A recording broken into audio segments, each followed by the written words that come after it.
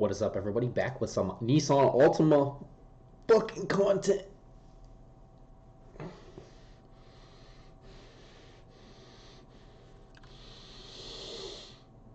Alright, so had to do that as like a little intro, you know what I'm saying? So, if you guys haven't watched the 2.5 installation video, go ahead and do that. If you haven't watched the VC Turbo cold air intake installation video, go ahead and do that. The videos are on my YouTube channel. Just click back, go find those videos, and enjoy them. But before we get into this, I'm going to show you guys the finished products for all the people that just want to skip straight to the finished products and just hear these two cars. After the installation has taken place, then yeah, let's go ahead and do that. My boys and girls.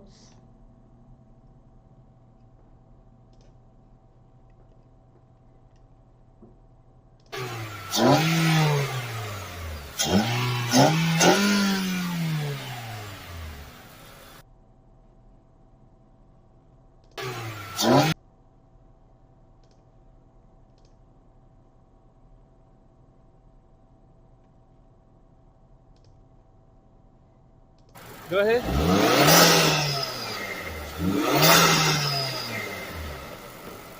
Tell me what you guys think in the comments.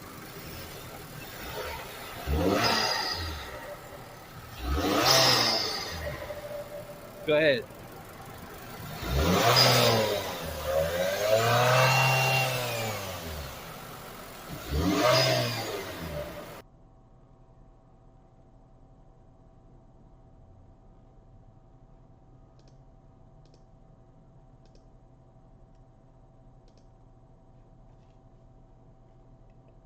So yeah, I hope you guys enjoyed that.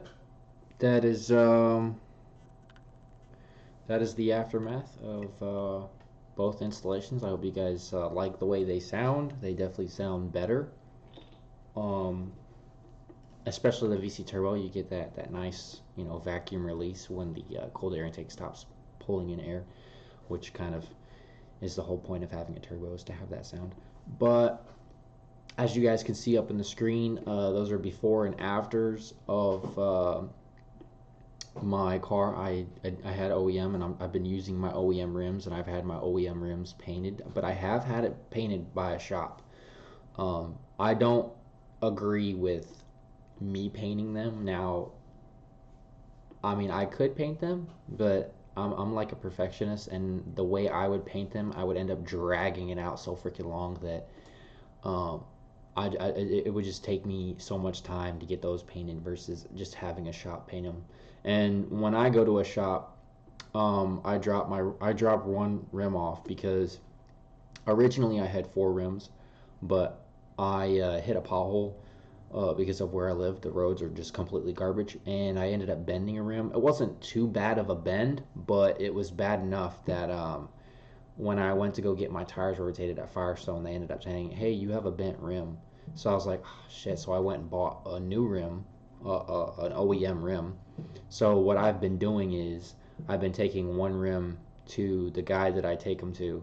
One at a time, I'll get one painted black, go to Firestone, get that rim put on, take that rim, put it back, and then rinse and repeat.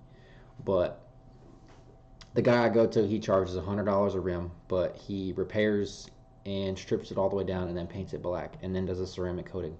So I think it's worth it. They look pretty good. $100 a rim. I'll have spent a total of $500 after I'm done getting my rims painted, and then like I think $50 per rim for dismounting. So it's like, so I mean in total I'll probably spend like $250 to get this completely done. In my opinion, I think it's worth it, because the shop I go to, I get a 10-year warranty on these rims. So if I get a scrape, if they break, they get cracked or whatever, I can take them straight back to him and he'll do the work, and then I get nice rims. So like, for the fact that I did it at a shop, for the next 10 years I'll have clean rims. I mean, this is not to throw shade on anybody that does rims by themselves or does them, you know, But I mean, for all the people that know how to do rims, all power to you. But for the ones that like they rattle can them, and then after that, after the fact, it's like it'll start stripping the paint away because of the elements, sand, dust, dirt. You're driving it every day. It's just, in my opinion, it's a waste of time. But whatever, more power to you. So I'm gonna go through, the 2.5's cold air intake, and then I'm gonna go through the VC turbo. So obviously I'm gonna start out with the 2.5's. Now my buddy, who is on my EXOB Altima group right now, currently it's just me and him. I mean, we haven't really found any like dedicated Nissan Altima guys in the area that want to join the group. I mean, you guys obviously get a free t-shirt. And then as we grow in the Nissan Altima group, we'll start getting cool stuff. Like I installed his cold air intake on his car for free. He's a part of the group, so I'll like do stuff to your car for free. That's just a part about EXOB. Helping each other out grow. So the 2.5s, you don't need pretty much anything. You don't need a tune. Like, y'all are lucky. Like, I mean, and I understand, like, the 2.5 isn't making the power that the VC turbo is, because it's a turbo versus NA. You can throw a cold air intake on a 2.5 and it's not required to need a tune. You can put a tune if you want to. I mean, if you have the money to do that, you can tune your car. But for just all purposes of just throwing a cold air intake on it, you can get, you can just drive it without a fucking tune. The engine light won't even come on. You can also do the resonators and the muffler deletes on the 2.5s with the cold air intake, and it'd still run perfectly fine. Like, y'all are just fucking, like, cool. Good for you guys. But, I mean, it's good. It's good for you guys. You guys are awesome.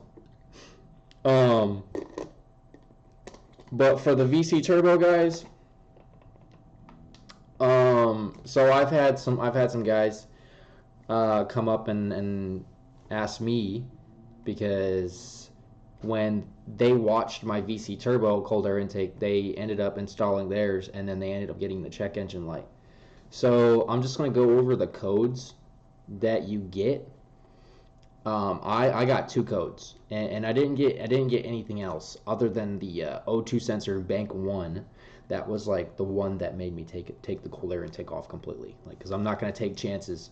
So the one major, I think the most common one is you get the code P0101, right? And the causes of this is a dirty air filter. And I was like, well, that's not even the case, because it's a brand new fucking cold air intake, so there's no way it's dirty, right?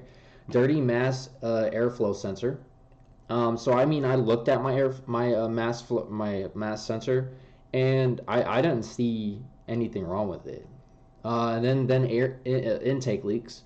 That could be a possibility. I'm not too familiar, because like I had the clamps, the pipe clamps and all that stuff, so I made sure everything was tight while I was installing it. So I mean, I'm kind of like 80% sure there was no leaks, and then I'm also 20% unsure, because past the pipe that goes into the engine inlet, there might be something loose, because when I do pull on the pipe, it kind of wiggles back and forth. So anybody who's watching this, if you guys haven't checked past the cold air intake pipe that connects up to that plastic piece that goes down into the engine inlet, I would check that and make sure that's secure. And if that's still causing the check engine light to come on, faulty mass airflow sensor. Now, I have not done that yet. I have not changed out the mass airflow sensor, because my knowledge to the car is not there yet, so where I could just sit there and go spend money and buy a mass airflow sensor. Now, it's not that expensive, but then again, I'm gonna do my research before I make a purchase like that. Mass airflow sensor harness is open or shorted. Um, I have not done that yet, but again, as I learn more, I will take this into account and do this eventually. And then mass airflow circuit or sensor circuit poor electrical connection. That could be the case because I realized that plastic connector that connects to the mass airflow sensor that you actually put into the pipe of the cold air intake, it's kind of like it feels like it's not even connected, you know. And then like after a long period of time of it being on there, it's like hard to take off.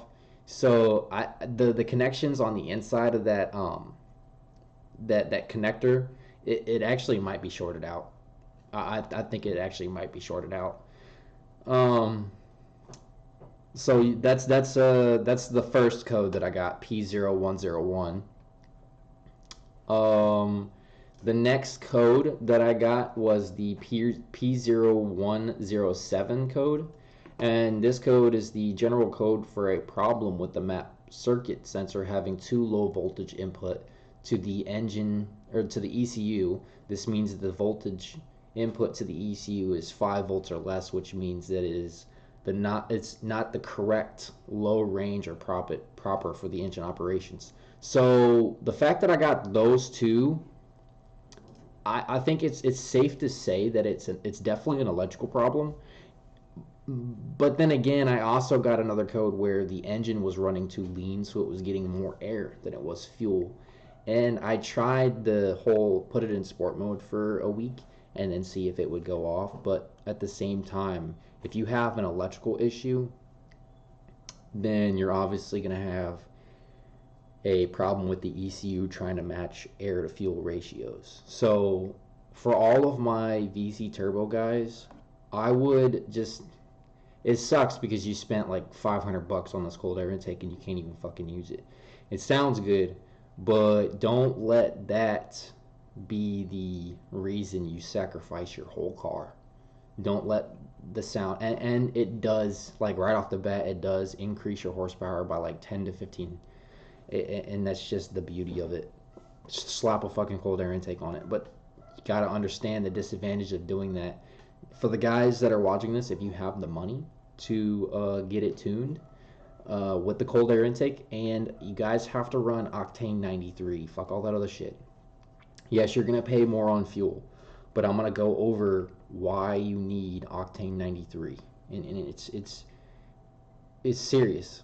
So going back, if you guys have the money to tune your car on with the cold air intake and octane 93, just those two with the tune, you are going to see 300 horsepower.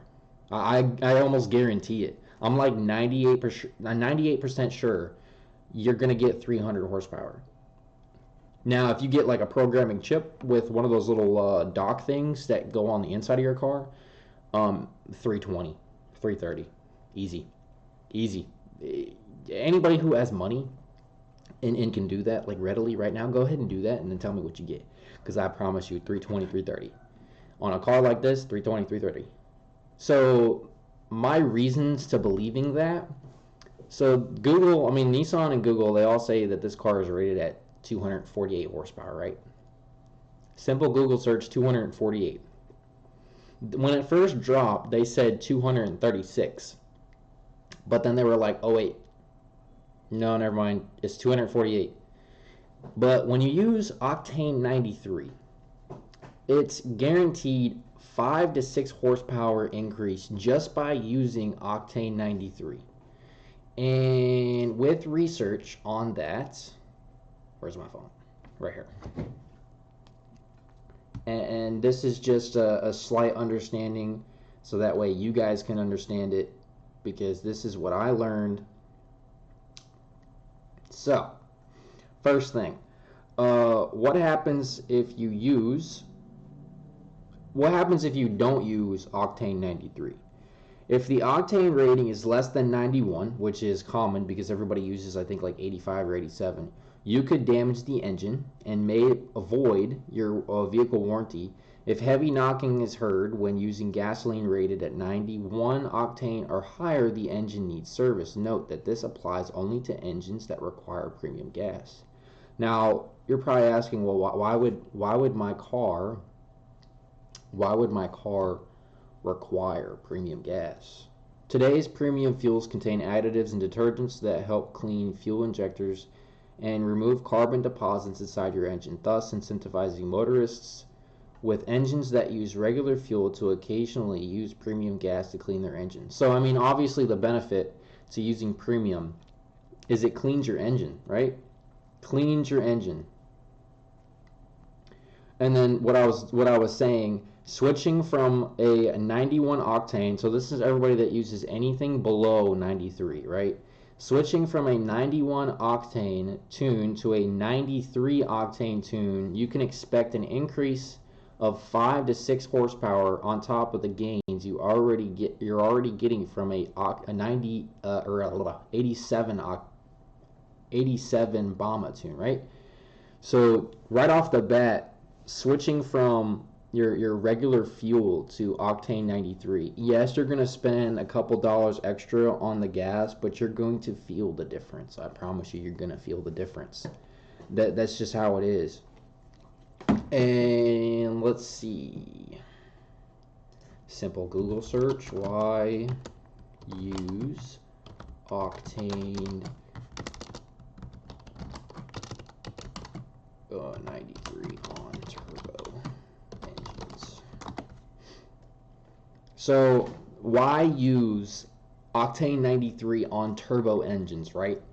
And you don't even have to just use that on turbo engines. Even my 2.5 guys, you guys can use it on your engine too. I got my guy using it on his, and he fucking like destroys like V6 anything other than like, you know, fucking performance cars. A higher octane gas allows your engine to have a higher compression ratio. All my VC turbo guys, where are you at? With higher octane gas, your car will have a more advanced ignition timing or forced air inductions. All my VC turbo guys, where are you at? Most superchargers and turbochargers are the ones that need higher octane gas. These engines perform better when on premium gas. So all my VC turbo guys, please, yes, you're gonna spend more money, and this doesn't even just apply to my VC turbo guys. This applies to everybody who's using a fucking stock fuel system on any supercharger or turbocharged engine. You're going to spend more, but what's the point of not using premium gas on your fucking car if you're the one that bought it?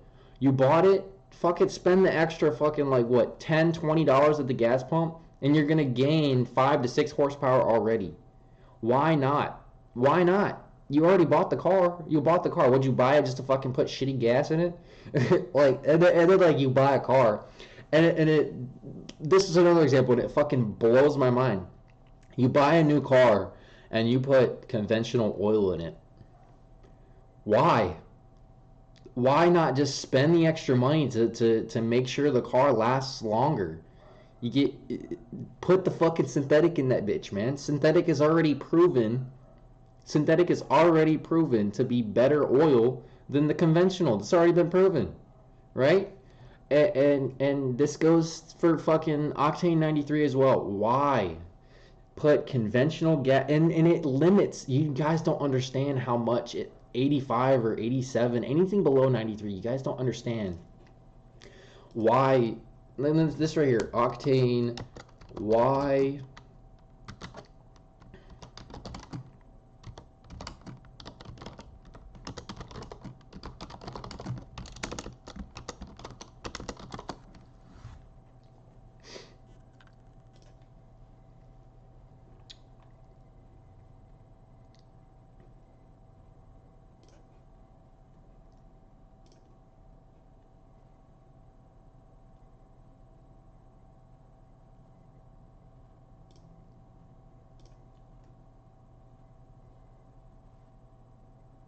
this right here, this example right here, using a low rating octane 85, 87, and 91.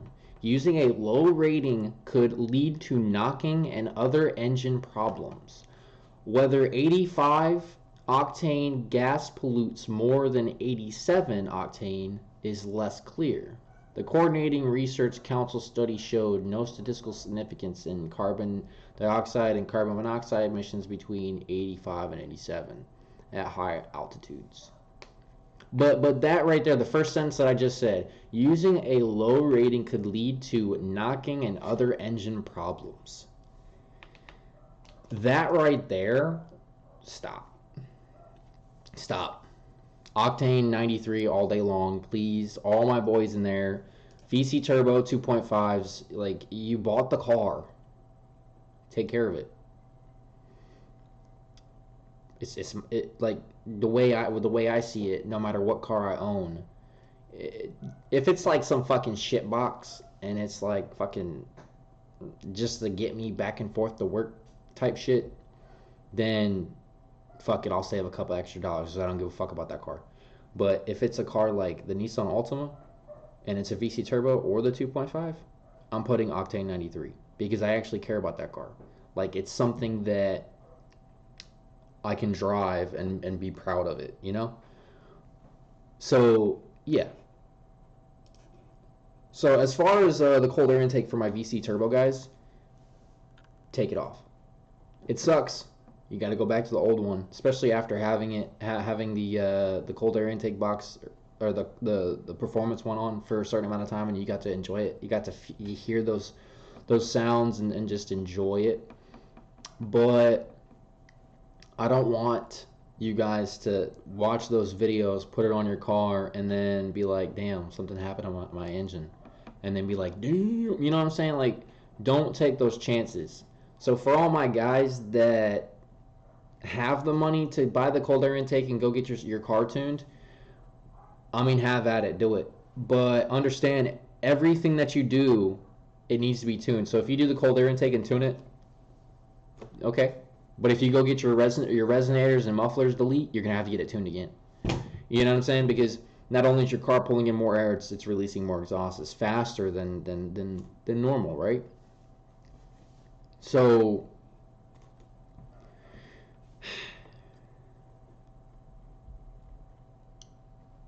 yeah, it sucks, but that's the world we live in today.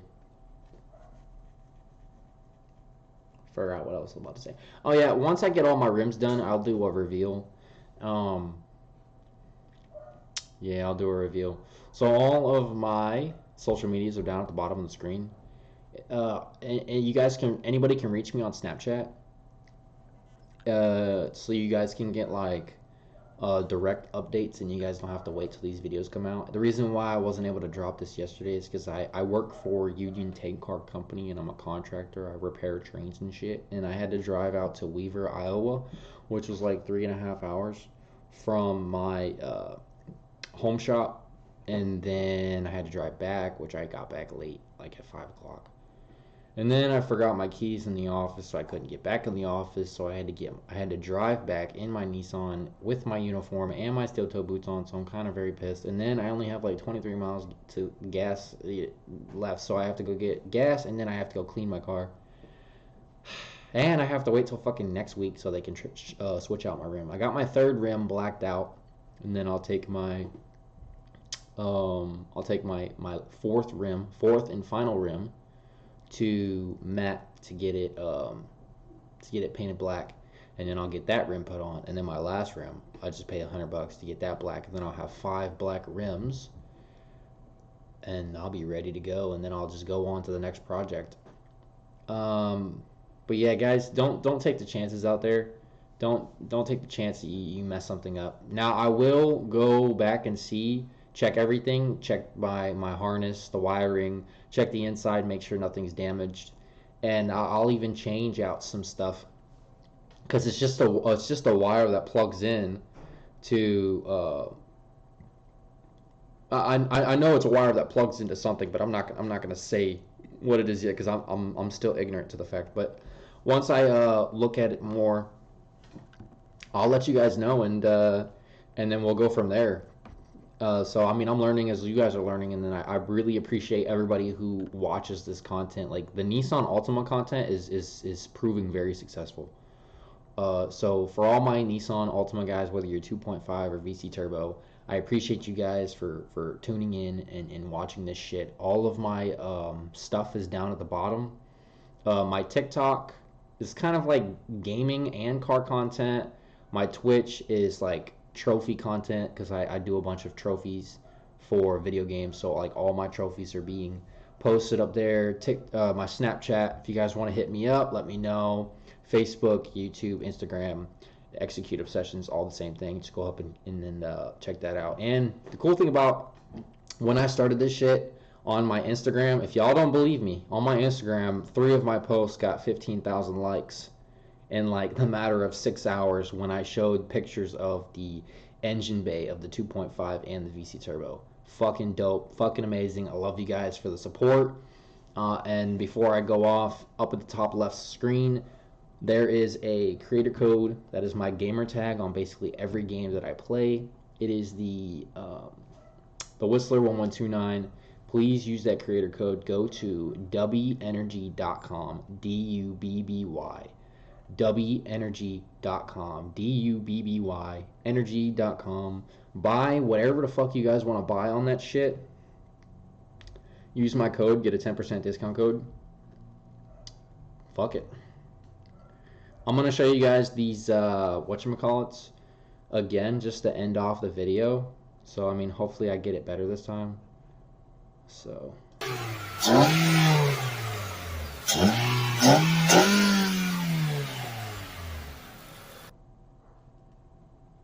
Go ahead.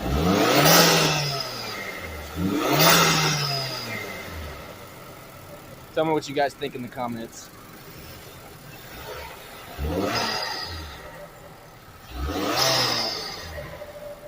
Go ahead.